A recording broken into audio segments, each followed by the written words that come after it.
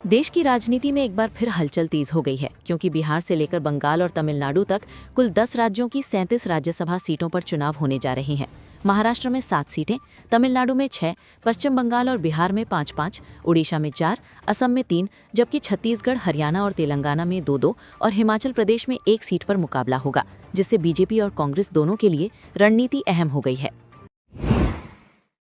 लखनऊ में एक दर्दनाक सड़क हादसा हुआ, जहां डबल डेकर बस के पलटने से 5 लोगों की जान चली गई और 16 लोग घायल हो गए। शुरुआती जानकारी के मुताबिक ड्राइवर को झपकी आने की वजह से बस अनियंत्रित हो गई। घायलों को तुरंत अस्पताल में भर्ती कराया गया है। T20 वर्ल्ड कप के सुपर 8 दौर में टीम इंडिया अब जिम्बाब्वे से भिड़ने जा रही है और प्लेइंग 11 में बदलाव लगभग तय माने जा रहे हैं। इसके बाद भारत का मुकाबला वेस्टइंडीज से होगा। ऐसे में अगले 2 मैच टीम के लिए बेहद अहम है।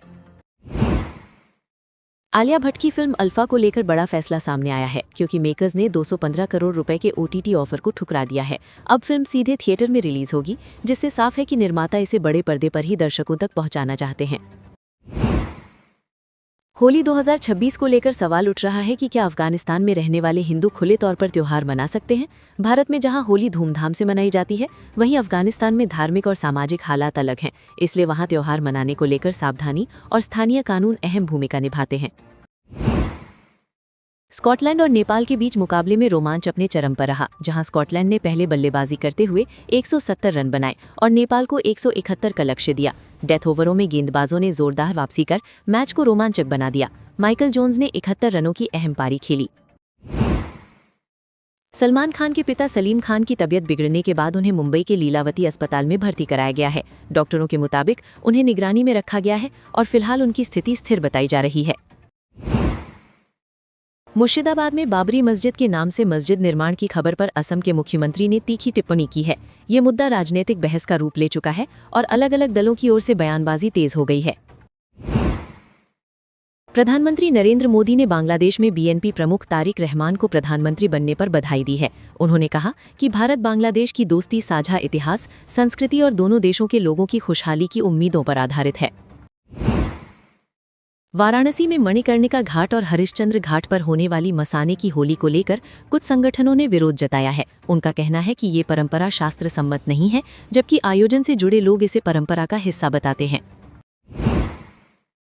फरीदाबाद के सेक्टर 82 में एक चौंकाने वाला वीडियो सामने आया है, जिसमें एक महिला अपने बच्चे को चौथी मंजिल से लटकाकर नीचे से साड़ी उठवाती दिख रही है। वीडियो वायरल होने के बाद लोगों में नाराजगी है और मामले की जांच की मांग उठ रही है। राजस्थान के डीग जिले में दलित दूल्हे की बारात के दौरान आतिशबाजी को लेकर 2 पक्षों में हिंसक झड़प हो गई। देखते ही देखते लाठी डंडे चलने लगी और कई लोग घायल हो गए, जिससे इलाके में तनाव फैल गया। राजस्थान जेल विभाग के आदेश के बाद रमजान के दौरान कैदियों के लिए बाहर से खाना लाने पर रोक लगा दी गई है। इस फैसले पर कांग्रेस विधायक ने आपत्ति जताते हुए आदेश वापस लेने की मांग की है।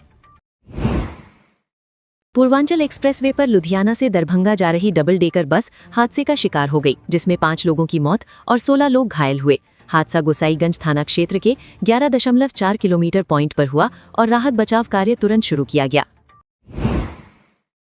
यूपी चुनाव 2027 से पहले राम नाम से नई पार्टी के ऐलान ने सियासी हलचल बढ़ा दी है। मथुरा से इसकी शुरुआत की गई है। अब चर्चा है कि इससे किस दल के वोट बैंक पर असर पड़ेगा।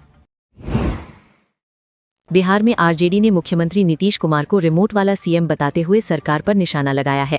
पार्टी का आरोप है कि राज्य में कानून व्यवस्था बिगड़ चुकी है और विकास का स्पष्ट रोड मैप नजर नहीं आ रहा। हरियाणा में बैंक द्वारा सरकार के 590 करोड़ रुपए में कथित हेराफेरी का मामला सामने आया है। मुख्यमंत्री ने कहा है कि जांच पूरी होने के बाद ही वे इस पर विस्तार से बयान देंगे। बिहार में शराबबंदी को लेकर RJD ने दावा किया है कि ये नीति पूरी तरह विफल रही है और 30,000 करोड़ का काला बाजार फल फूल रहा है। पार्टी ने सदन में इस मुद्दे पर विस्तृत चर्चा की मांग की है। सोनभद्र की किरवानी गांव में मिट्टी का टीला ढहने से 3 महिलाओं की मौत हो गई है, जिससे गांव में मातम का माहौल है। पुलिस के मुताबिक सूचना मिलते ही बचाव दल मौके पर पहुंचा, लेकिन तब तक देर हो चुकी थी। जोधपुर में ठगी और छेड़छाड़ के मामलों ने चिंता बढ़ा दी है, जहां एक विधवा महिला से लव जिहाद के नाम पर ठगी का मामला सामने आया है। वहीं बस में एक महिला पुलिसकर्मी से छेड़छाड़ के आरोप में 3 लोगों को गिरफ्तार किया गया है। पंजाब सरकार ने मेरी रसोई योजना के तहत 40 लाख परिवारों को राशन सामग्री देने का ऐलान किया है। मुख्यमंत्री भगवंत मान के मुताबिक इसका उद्देश्य गरीब परिवारों के बच्चों को बेहतर पोषण देना है। दिल्ली में शादी के रिसेप्शन के दौरान शिखर धवन और सोफी शाइन का डांस वीडियो वायरल हो रहा है। दोनों ने फिल्म धुरंधर के गाने शरारत पर जमकर डांस किया, जिसे फैंस खूब पसंद कर रहे हैं। इनकम टैक्स रिफंड के नाम पर फर्जी मैसेज से लोगों को ठगा जा रहा है, जहां एक मैसेज के जरिए 1.5 लाख रुपए तक गायब हो रहे हैं। आयकर विभाग ने साफ किया है कि रिफंड पूरी जांच और वेरिफिकेशन के बाद ही जारी होता है, इसलिए किसी लिंक पर क्लिक करने से पहले सावधान रहें।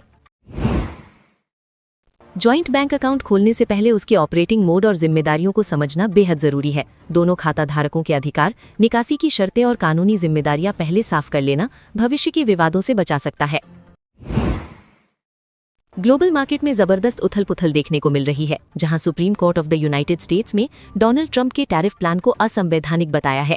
इसके बावजूद ट्रंप ने 15% ग्लोबल टैरिफ की नई रणनीति पेश कर दी, जिससे अनिश्चितता बढ़ी और इसका असर सोना चांदी की कीमतों पर दिखा। इंटरनेशनल मार्केट में गोल्ड $5187 के आसपास और सिल्वर $87 प्रति आउंस तक पहुंच गया, जबकि भारत में MCX पर सोना करीब 1,57,000 रुपए प्रति 10 ग्राम और चांदी 2,70,000 रुपए प्रति किलो के पास ट्रेड कर रही है। इसलिए निवेशकों को उतार चढ़ाव के लिए तैयार रहना चाहिए।